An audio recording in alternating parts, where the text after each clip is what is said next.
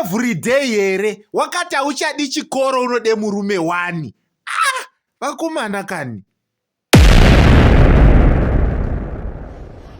Ule. Zvakanaka zvi.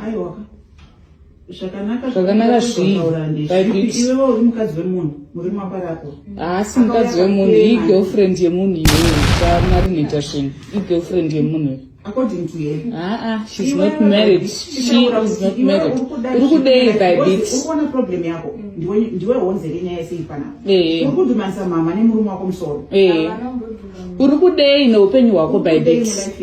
Ivo wabudira mama pachina kuti mama ndikuda chakati. Budira murume wako pachina kuti inini ndikuda chakati. Chaura muri udongoti ungoti handichadi madzibaba apa. Tiri kukuziya hanhukadzi. Tete tichikuziya taka chirima witness. Urukudei. Daira sangizisa. Inoda zvakanaka Zvakanaka ngozvi.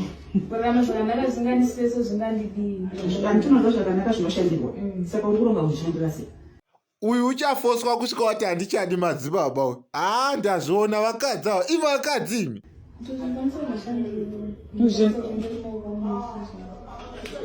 Mukana uyu wakatiwa mukana kuenda kuchikoro uchikuda ezvinoenda kuchikoro. Nekuda kwe? Wakadi?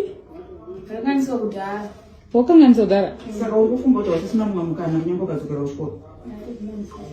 Saka chauri kuda kuita izvino zvichii pazvinhu zvese zvakofewa izvizvi. Chauri kuda kuita iwe nelife chii?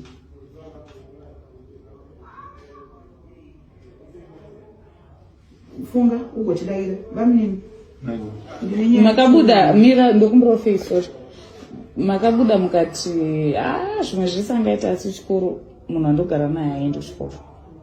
Ipapo mashoko endakataura ndichisapota iye because iye anditi bayema zvimwe zvese zvikutaurika inini ndichimuti bhayi uyu mukana handiti imi makatomuti enda kuchikoro. Ini ndaimuti uyu mukana handiti bamunini makamutenda kuchikoro here. Iye akatobvira akatongozviramba. Imi makamutenda kuchikoro here. Kuchikoro because yanditi ndanzi ndiende kuDubai taura bhayi wakanzi enda kuchikoro nemurume wako. Iwo ndombva waramba.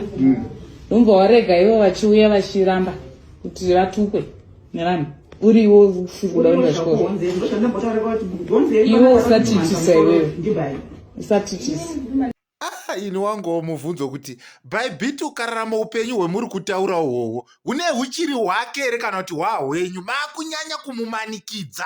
Regai mwana uite zveunoda neupenyu hwake.